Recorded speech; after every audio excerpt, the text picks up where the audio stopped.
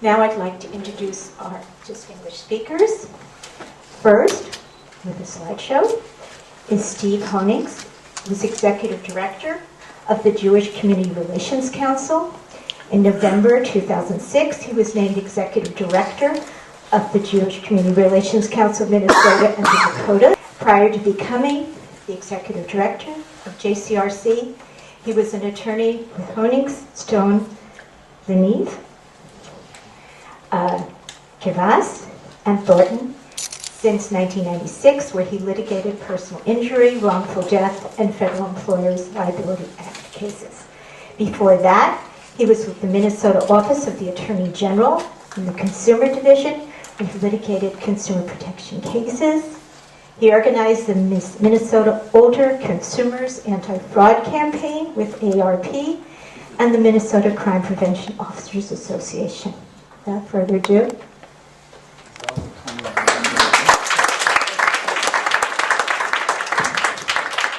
Thanks, Rita. Can everyone hear me? Yeah. I don't need the microphone. Thank you. Thank you to Mount Zion. Thank you all our community partners. In particular, thank you to the Israel Consulate out of Chicago. We've not had a chance to meet Shahar. Maybe some of you haven't had a chance to meet Shahar. He's the Deputy Consul General of the Chicago Consulate. Very important partners for us in the community. Always a great resource. Among the many challenges that Shahar and I face today is trying to take 40 minutes to discuss the issue of delegitimization of Israel.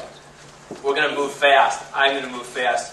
Jules, who I always listen to, is the timer, so he's going to keep me on time. So if I'm speaking quickly and going through these slides rather quickly, it's because I at least want to give all the kind people here today a taste of these issues. So let's proceed.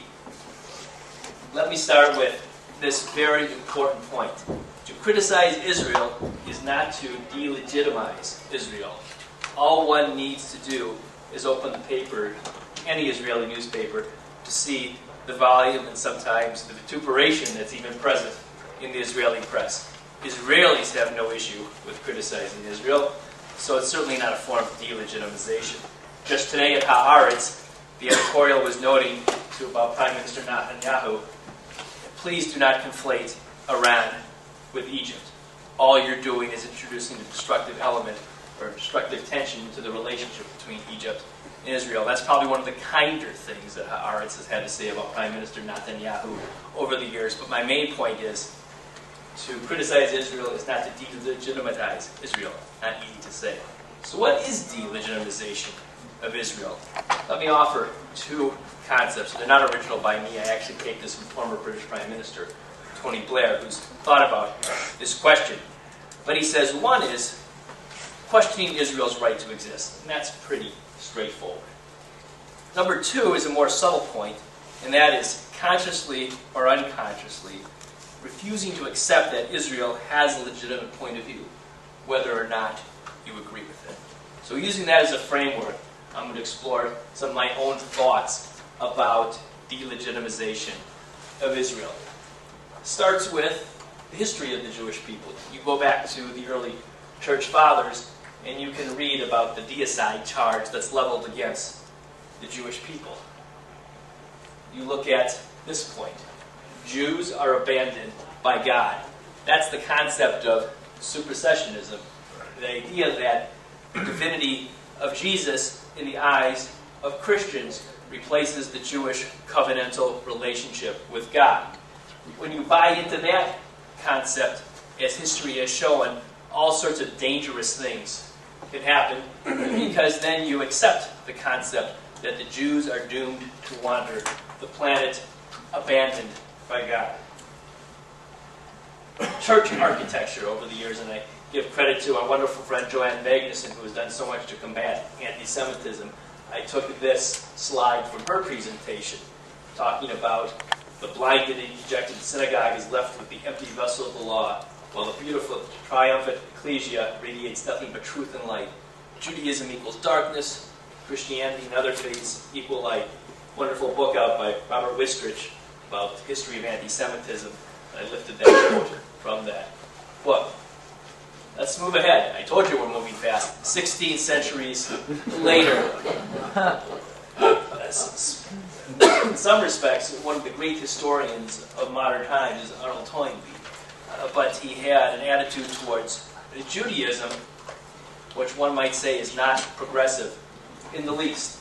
He wrote in a long treatise in his 12-volume history of civilizations that Jews are a fossil civilization. What does that relate to? Let's go back to that old concept of supersession. We Jews ought not to survive. We belong to faith, abandoned by God. We have no real purpose on earth, theologically. Skip ahead another 2 or 3 decades. Now we're talking about delegitimization of Israel. Got this basis of delegitimization of the Jewish people. Probably the most noxious and notorious of all the delegitimization of Israel. That is the 1975 UN vote equating Zionism with racism. You might remember that that was a watershed event in the history of Israel. Also created great concern for the diaspora communities, and there's a quick map showing who voted for it, who voted against it. Ultimately, 1993, if memory serves, the UN rescinded that resolution. But of course, it was a terrible event when it occurred. This is what I call really ugly anti-Semitism 1. The Holocaust denial, a form of delegitimization. Not only did the Jews suffer in the Holocaust, but according to people like R.A. Butts, who's actually a professor of engineering at Northwestern and received his PhD from the University of Minnesota. So not only did the Holocaust not exist, but the Jewish people have created this Holocaust in order, here he conflates the two, so the delegitimization of the Jewish people with the delegitimization with Israel, in order to generate sympathy for Israel. Just to show you that things don't remain all that don't change all that much. Here we have the Star of David with the swastika from about 1975 to from the ADL Arab Media Review, January through June 2010. Once again, the swastika and the Star of David. So this is particularly pernicious over the years, the conflation of Nazism with Zionism and Judaism. Okay. Those are pretty, what would you say, overt manifestations of hatred of Jews, hatred of Israel, supersessionism.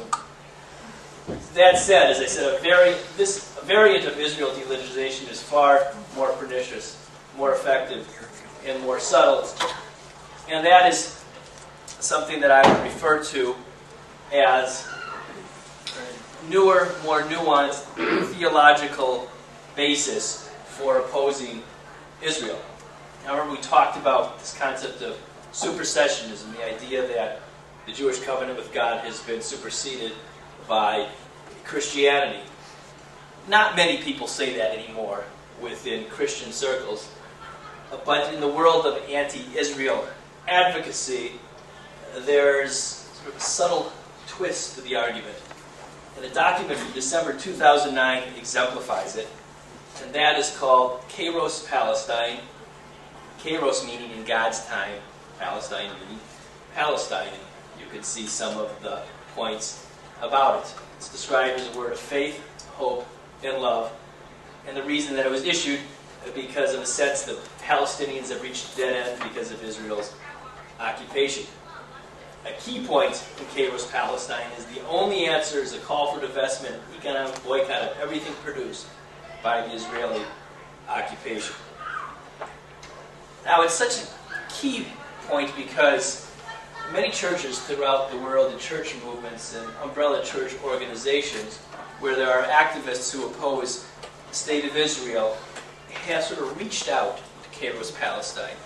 On its surface, it has a veneer of respectability. It's Christian Palestinian leaders. Many of them are very intelligent people, soft-spoken, even-keeled, not people you would necessarily associate with hatred of Israel or the destruction of Israel. After all, they are church leaders in the Palestinian Christian church. But a deeper exploration of Kairos Palestine reveals that Israel, and essentially Jews, and what is called the occupation, is referred to as sinful, Israelis are to blame for the conflict. Palestinians are essentially blameless. Occupation, boycott, divestment, sanctions. All of this is supported in Kairos Palestine. Here's a very good analysis of Kairos by an organization called Christians for Fair Witness by the Middle East. And it takes apart, and you could do this for the entire Kairos Palestine document, but it takes apart one very damning piece, 2.3.2, which more or less wipes away the Jewish connection to the Holy Land, Palestine, to Israel, by saying that Zionism, Israel, the Jewish presence in Israel, is the result of simply European guilt over the Holocaust. Now, in one broad stroke, and one might say in a sort of supersessionist way, 2,000 years, 3,000 years of Jewish history are dealt with in a summary in factually incorrect way.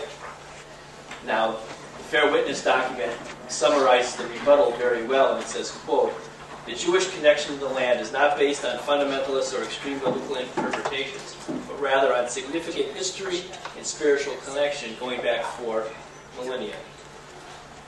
Now, the reason that, as I said before, that we are concerned about a document like Kairos Palestine is it's finding its way into legitimate church discussion. We had the Presbyterian General Assembly in 2010 here just this past summer, and the Kairos Palestine document was a subject of intensive debate within the Presbyterian Church. Study materials for our Methodist Church in Minnesota include a whole discussion of the Kairos Palestine document. So as you can see, what Palestinian Christian religious leadership wrote in December 2009 is finding its way into the churches of Minnesota and throughout the world. Here, the Christian Century, a very much respected mainline Christian magazine serving sort of the Christian theological community. Here you can see an advertisement for it. Kairos Palestine, a moment of truth, and a 3-week congregational study plan. So what does this go back to? This does not go back to the idea of folks challenging Israel's right to exist. This goes to the more subtle question of people who simply can't wrap their brains around the idea that there may be another point of view when it comes to the Middle East. This is the Middle East, the Roman Catholic prelate for the Middle East, talking in something that is absolutely supersessionist, talking about the Promised Land as an exclusive right for the privileged Jewish people. He's just sort of speaking in that same trope. But the good news is that support for Israel in the United States is about an all-time high at 63%. The Gallup poll, which has been taken every year since 1967, so it has some fairly significant longitudinal significance, shows that support for Israel has never been higher, and in any number of different measures. As you can see, the way we look at support for Israel, the work we do on intergroup relations at the JCRC is very important because this is a classic case of work that we need to do within the churches on Kairos Palestine. Great lesson to be learned, and Jules is about to tell me that I have 1 minute to go, is that there are 251 million non-Jewish American adults. 52 million know an American Jew. Of those 52 million, 26% have had a conversation with an American Jew on Israel. Those people that have had that conversation about Israel with an American Jew, 82% are more supportive of Israel because of that conversation. What it tells you is that something as simple as talking to your neighbors about an issue of which you have concern bears very important dividends. At the JCRC, we've adapted that. We have a program called the Challenge of Peace, given over 1,000 presentations in churches, civic groups, and schools over the years. Thousands of people have heard it, and that's precisely the model. Places, churches, and conversations, 10, 15, 20, 25 people at a time on Challenge of Peace. We do a lot of work on Israel advocacy, on delegitimization issues, happy to talk to you about those efforts. But the point I want to leave you with today before Shahar assumes the pulpit here, or the bema, so to speak, is that there are overarching issues involving delegitimization. At DePaul, we're going to boycott hummus because it's made in Israel. We're not going to buy Ahava products. We're going to condemn everything associated with Israel. And then there's the more subtle track involving Kairos Palestine, churches. And by the way, when I say churches, you have to appreciate the fact that the vast majority of churchgoers in the United States are very supportive of Israel. And even in those churches where there are issues, we have great strengths, great reservoirs of support. But there are places where there are problems, but we're Americans, and we address those problems by talking to one another. Much more to say, but I want to offer Shahar, since he's jointly presenting on this issue, the chance to speak. Shahar, as I said before, has proven himself to be a very valuable asset in the short time here as the Deputy Consul General in Chicago, and we work together quite often, so it's a pleasure to give Shahar a few minutes to talk to you about delegitimization.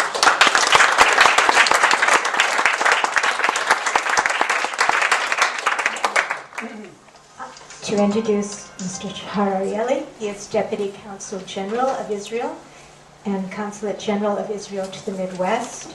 He is a career diplomat who has served in the Ministry of Foreign Affairs for 6 years. His previous posts and positions have included, from 2009 to 2010, Deputy Spokesman for the Ministry of Foreign Affairs, from 2005 to 2008, Deputy Chief of Mission at the Embassy of Israel to the Ukraine. In 2005, he served as Desk Officer at the Center for Political Research, North American Affairs at the Ministry of Foreign Affairs. He is enrolled in Israel's Ministry of Foreign Affairs cadet course in 2004, and he's a graduate of Tel Aviv University Law School. Prior to his diplomatic career, he worked as a trial lawyer in the private sector and for the Israeli Public Defender's Office. He was born in Israel and was married with 1 child. Thank you.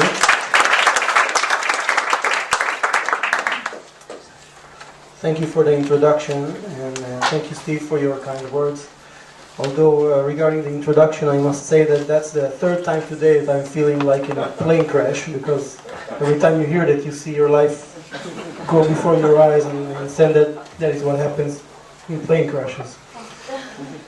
So when we speak about delegitimization, for us Israelis, the hardest thing might be just to pronounce this word, delegitimization. So since we are foreigners, we are finding a better word, and usually we use the BDS, which means the boycott, divestment, sanctions. Roughly, this is the same thing, and in all practical terms, we are speaking about the demonization of the State of Israel. So allow me, Steve gave a historical overview, and allow me to give another one, but it will be much shorter, don't worry. And I'm just going to speak about the period through which the modern Israel exists, and what are the roots for the BDS that we are seeing today. So, as you all know, Israel was considered by its neighbors an alien body in the Middle East ever since it was created, because it is, unlike the other countries in the Middle East, it is not Arab by and large, it is not Muslim, and it is a democracy, unlike the other regimes of the Middle East. So at first, of course, they tried the path of war. We had to fight 3 major wars for our existence, and a few other smaller conflicts. But it seems now that the other side understood that through blunt force, they will not get the job done. So it takes a different approach, it takes a different strategy. And the strategy is, instead of all-out war, just engage in a public relations campaign trying to undermine Israel's legitimacy, and in this way weaken it until a time comes when it will have to make concessions that will put in jeopardy its very survival or its very own security. So, allow me to speak. These are the roots of the BDS movement. Allow me to speak a little bit about the shape that it takes today.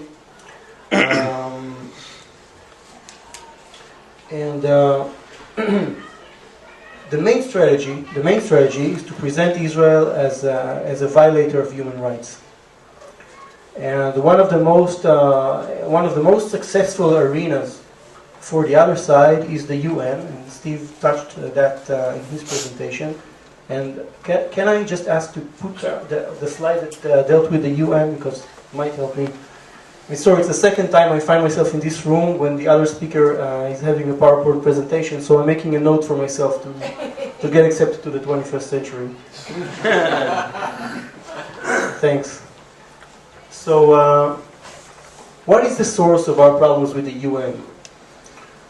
Let's elaborate on that a little bit. I mean, the UN is a great body. It does wonderful things for mankind. It provides stability to conflict zones. It fights poverty. Basically, I think the UN is keeping maybe 1/5 of the population of the continent of Africa alive with its support programs. But one thing that we cannot expect the UN to be is a non-political body, because the UN, like it or not, expresses the political interests of its members. And to give a short example, for example, we cannot expect the UN to promote democracy in the world. Sorry to say. Why we cannot expect it to do that? Because the vast majority of its members are not democratic. So when it comes to the General Assembly of the UN, the General Assembly accepts the decisions that expresses the combined will of the members. And since the majority of them are not democratic, they will not give a hand, they will not allow the UN to really promote democracy.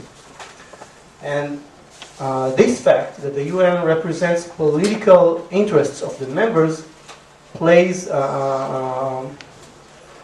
it doesn't play so well for Israel. And why is that? The pattern of voting in the UN is done according to bloc politics. Bloc politics.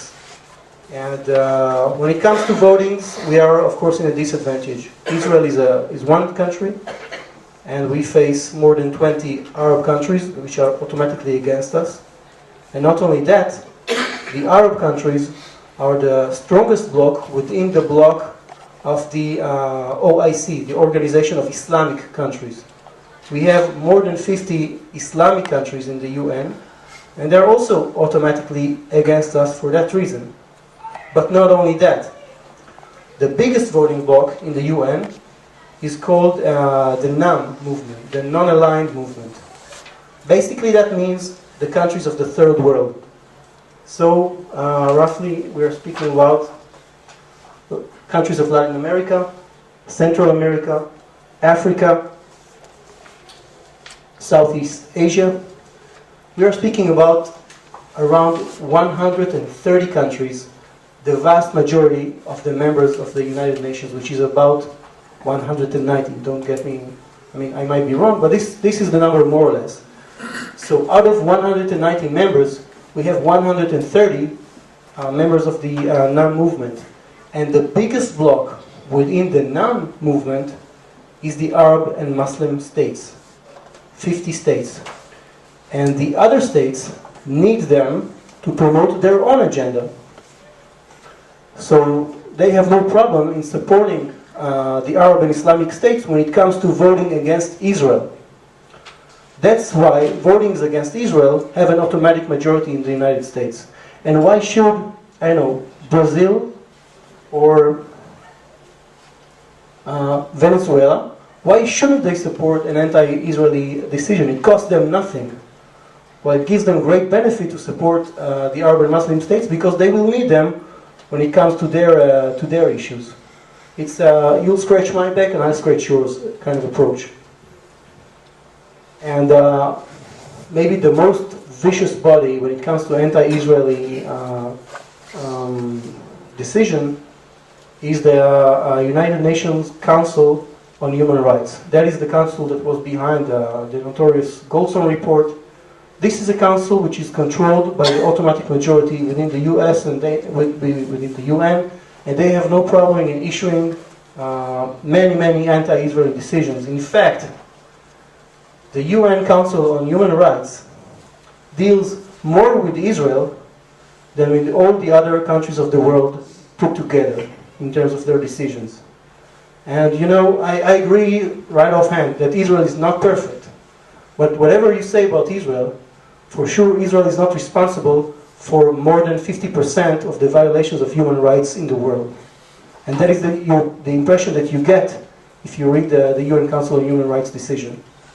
That just goes to show you that the UN agenda when it comes to Israel is a political one and not one of objectivity. And while on that topic, I would just like to get into one other point.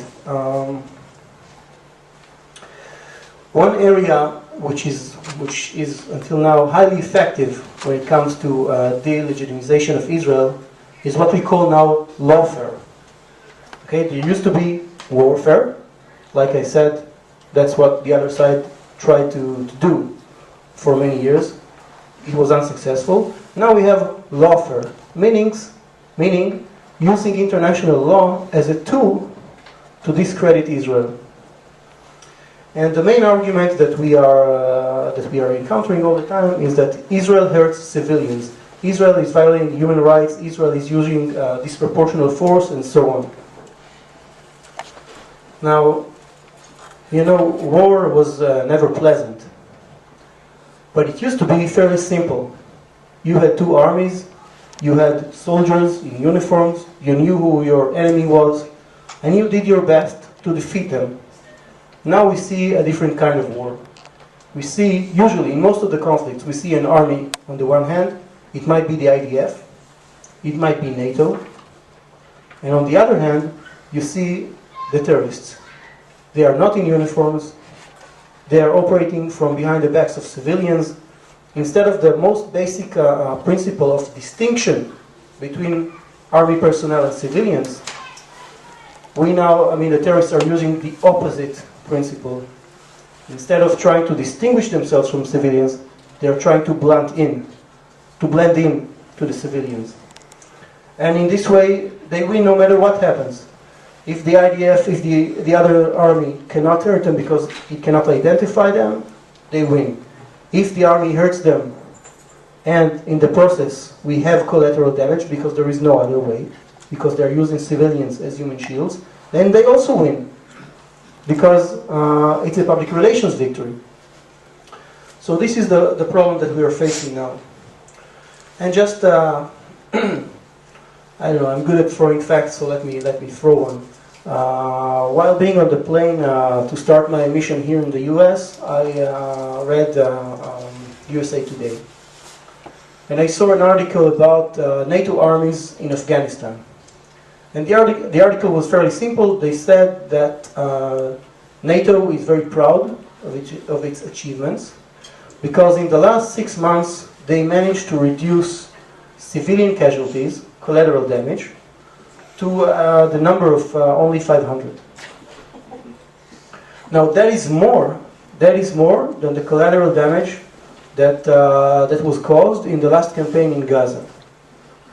And I'm not saying that to tell you that NATO is worse than Israel or that there's anything wrong with what NATO did in Afghanistan. I'm telling you that because we share the same problems.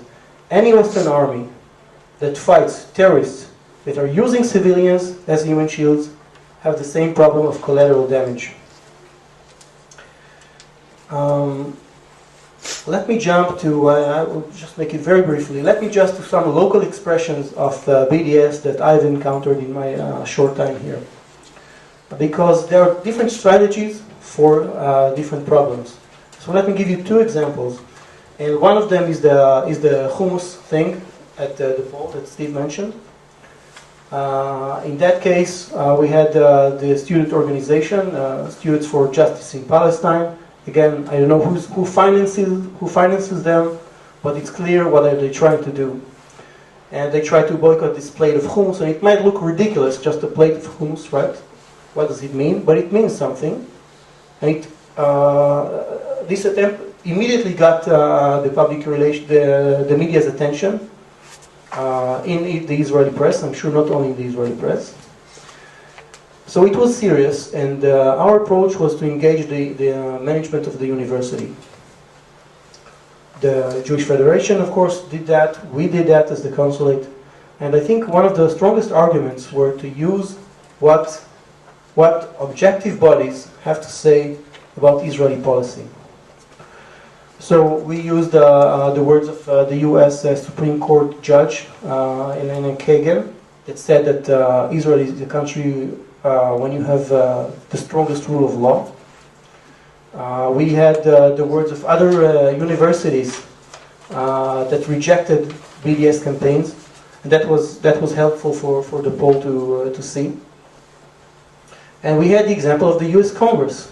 The U.S. Congress that overwhelmingly rejected the Goldstone report, and the BDS attempt at the poll was all about the support of Sabra Hummus to the Israeli army, which is supposedly a violator of human rights. So that's why it was relevant. So to use objective bodies, not only that we will say about Israel how great it is, frankly that doesn't always convince. We have to use objective body.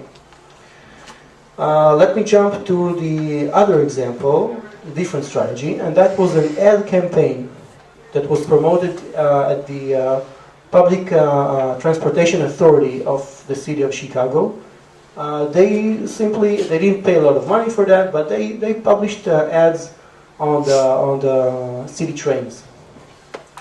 And the ads, if you read it through, what you see on the ad, you see faces of children and adults, all of them nice looking. If you really take a look at it and you read who they are supposed to be Palestinians and Israelis, and they're speaking about we are on the side of truth and justice and so on. And if you read it through, you get to the bottom line, you see that these campaigns preach against U.S. military aid to Israel.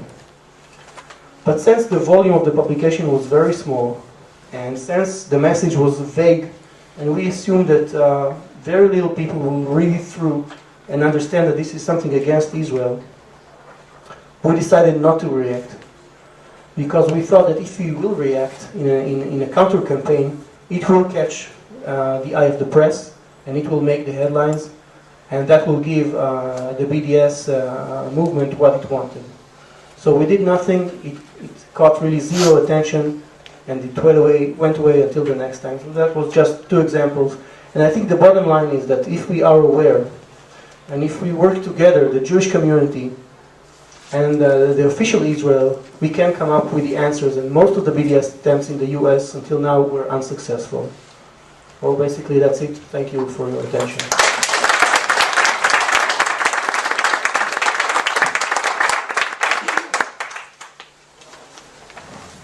At this point, we'll open up to questions. Thank you very much.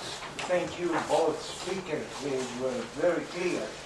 I'm not though yet sure about delegitimization.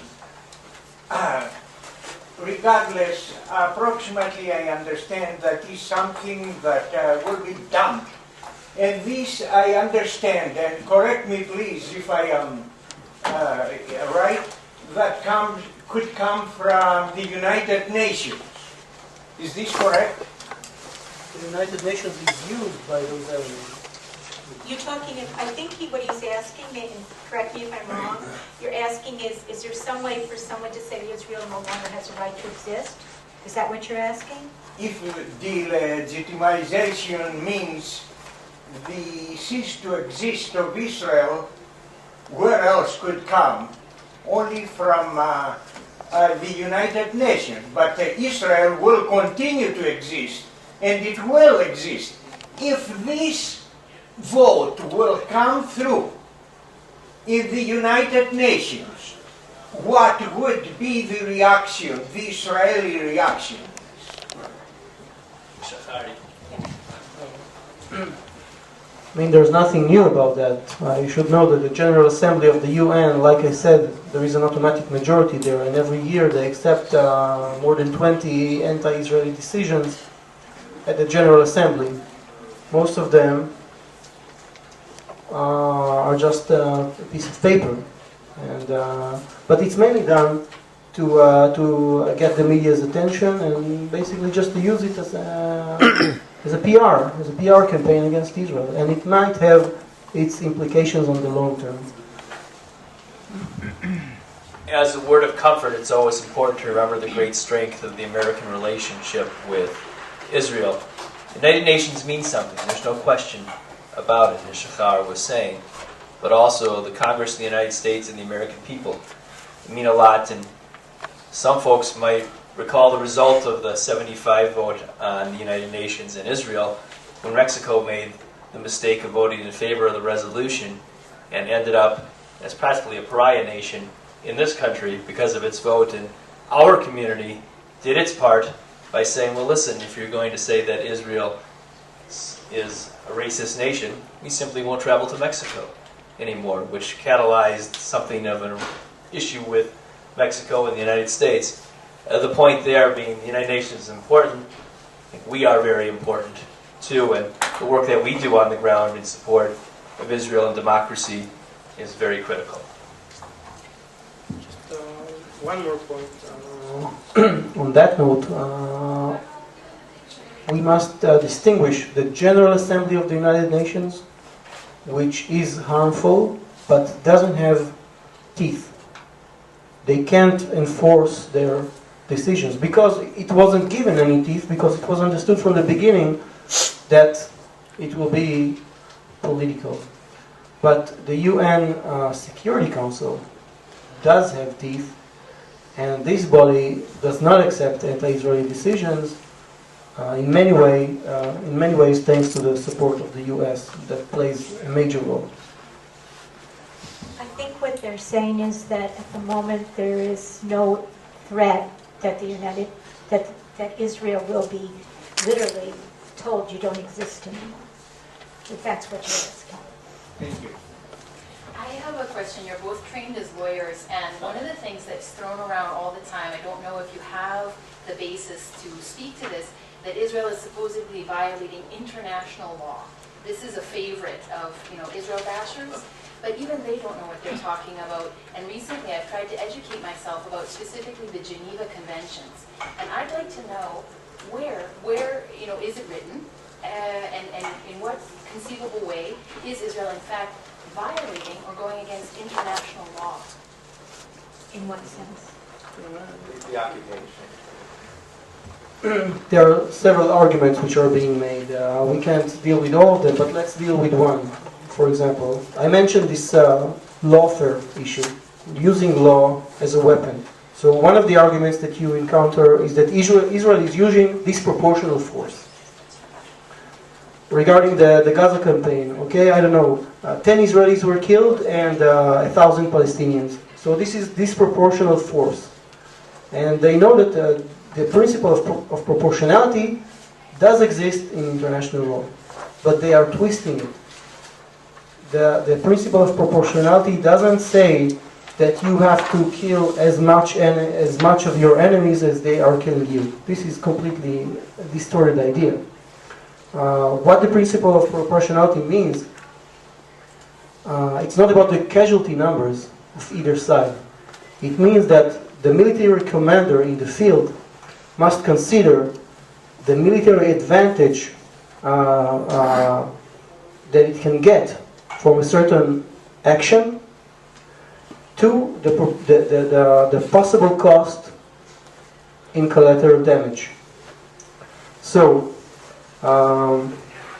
first of all, to compare the number of casualties, this is completely wrong, because out of the more than 1,000 casualties that we had on the Palestinian side, the vast majority were Hamas fighters. And we proved that because the Hamas published ads that they wrote the names of the people that were killed. And if you count those names, you get more than 800, more than that. You get more than 3/4 of the casualties. And of course, every civilian casualty is one too many. But again, you can't help but having collateral damage. But the thing is that if you compare the possible loss of human life to the military advantage, what can you do? You have a problem of more than 8,000 rockets that were fired from Gaza to Israel, and this had to be stopped because people could not conduct normal lives in the Israeli towns and villages. And it's true that the number of casualties were not so high, but that is because they had alarms several times in a day. Whenever a rocket was fired, they had to run to the shelters. So not a lot of people were killed, but there was no daily routine. Nobody could live normally. Just imagine what would happen here in St. Paul. You will have alarm going on 3 times a day, and rockets were fired. And so some action had to be taken. And according to international law, if an army or an organization is deliberately acting from within a civilian population, then the responsibility for the civilians that are killed because of the actions of the other side, the responsibility lies on the head of the fighters that embedded themselves into the civilian population. They are not supposed to do that, according to international law. So that is just one example how international law is being twisted and used for political gain. There's another one that's probably meant is the claim that the occupation of the West Bank and Gaza, etc., is against international law. But I say the 67 war was a defensive war by closing the Iran Straits and the occupation of the Sinai, kicking out the UN with the Egyptian army. Israel defended itself according to international law. That's why it's not an occupation. Okay. We have time for one more question. Why don't we have someone from this side of the room? Anybody? Yes. Oftentimes the arguments, for example, are based on occupation. They throw out the term apartheid, for example. I guess I'm asking about strategy in terms of a concerted effort to talk about the well-being, for example, the Palestinians within Israel itself. This seems to be this conflation where the other side ignores the idea of a productive life for many Palestinians within Israel, as opposed to the unresolved conflict between Palestinians and Israel on the West Bank. Can you speak to that issue?